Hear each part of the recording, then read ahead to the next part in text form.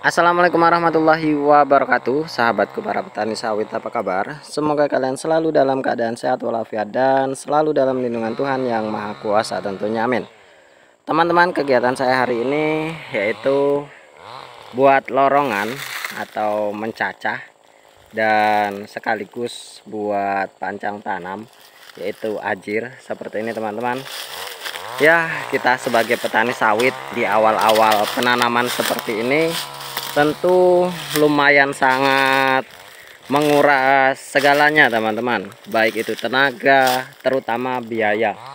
Jadi selalu saya sarankan bahwa ketika kita sudah berniat untuk terjun berkebun kelapa sawit, kita harus siap segalanya.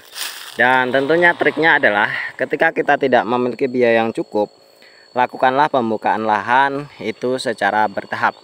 Karena ya seperti ini teman-teman, kondisinya lumayan cukup sulit, apalagi bekas hutan karet yang sudah terbengkalai atau sudah menjadi lumayan cukup semak. Jadi tebangan-tebangan atau sampah-sampah hasil dari pembersihan lahan itu lumayan cukup banyak.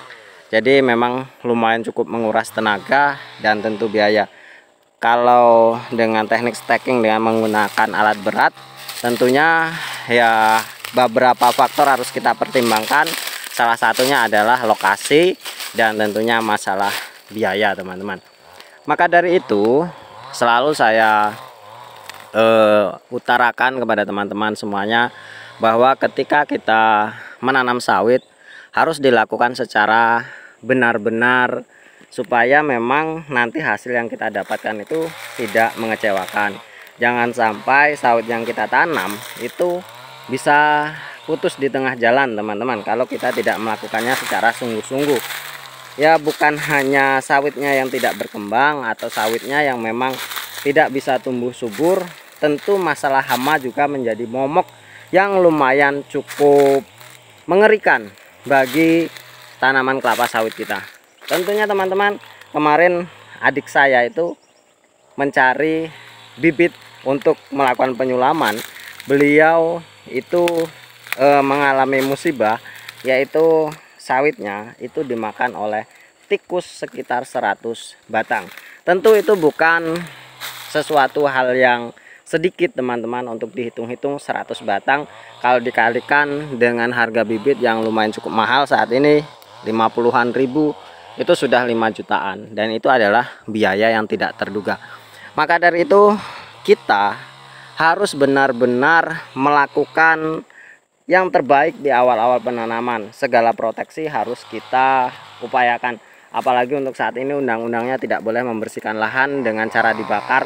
Jadi semak-semak yang tertinggal seperti ini nanti akan menjadi problem tersendiri dan tentunya akan menjadi sarang hama. Dan entah bagaimana caranya nanti, apakah itu bisa kita atasi atau tidak teman-teman. Saya juga lumayan cukup bagaimana ya perasaannya dengan hama seperti tikus itu, lumayan cukup mengganggu di pikiran saya. Nah, pada video kali ini teman-teman, saya ingin sharing mengenai salah satu trik supaya tanaman kita ini bisa tumbuh lebih cepat besar. Itu sudah saya sering sharingkan teman-teman di beberapa video dalam channel ini, bahwa apapun harus kita upayakan supaya sawit kita itu cepat besar dan tentunya lebih cepat terhindar dari hama, terutama tikus dan babi serta landak dan lain sebagainya. Kalau sawit kita tumbuhnya 7 bulan itu sudah lumayan besar, maka tikus pun tidak begitu mengancam, karena mungkin makan tapi tidak sampai membunuhnya itu. Tapi kalau sawit kita lambat besar pertumbuhannya, tentu gigitan tikus atau hama lainnya itu bisa membuat sawit kita ya wassalam seperti itu. Nah, salah satunya teman-teman adalah penggunaan lubang tanam yang lumayan cukup besar. Ini sudah saya buktikan beberapa kali dan sudah saya sharingkan juga bukti dari hasil penggunaan lubang tanam yang lumayan cukup besar seperti ini. Hasil pertumbuhannya dalam jangka waktu 5 bulan 7 bulan itu jauh lebih berkembang pesat ketimbang ketika menggunakan lubang tanam yang seukuran polybag. Karena apa? Akar-akar yang sudah ada di sini ini teman-teman semuanya sudah tereliminasi dan tentu tidak bisa mengganggu dari penyerapan unsur hara yang kita berikan, terutama pupuk. Tapi kita juga harus mengedepankan tentang aplikasi pupuk yang berimbang, teman-teman. Kalau hanya menggunakan lubang tanam yang besar terus kita tidak melakukan pemupukan yang benar, yang baik, tentu hasilnya juga tidak akan sesuai dengan harapan kita. Nah, ini lubang tanamnya sekitar 60 atau 80 cm persegi ya teman-teman. Upayakan bahwa memang seluruh akar-akar yang ada di samping-sampingnya ini semuanya tereliminasi secara baik dan benar.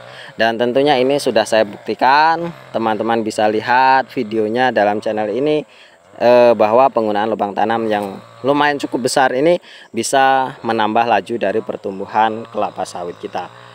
Dan tentunya teman-teman, segala hal harus benar-benar kita upayakan, meskipun ini juga akan memakan biaya yang besar atau memakan tenaga yang besar, tentu ya sebisa mungkin harus kita upayakan supaya lebih cepat besar, lebih cepat memproteksi diri dari hama, dan tentu lebih bisa cepat panen.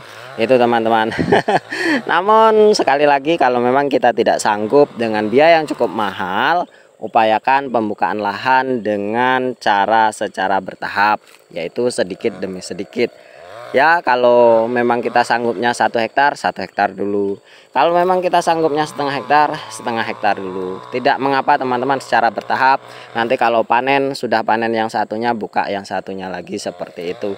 Kalau memang kita memiliki lahan luas, kemudian biaya yang cukup, sekali buka, sekali bersih, sekali tanam, dan kemudian sekali panen, itu juga lebih baik dan lebih bagus teman-teman. Mungkin hanya ini teman-teman, semoga bermanfaat. Terima kasih atas perhatiannya. Wassalamualaikum warahmatullahi wabarakatuh.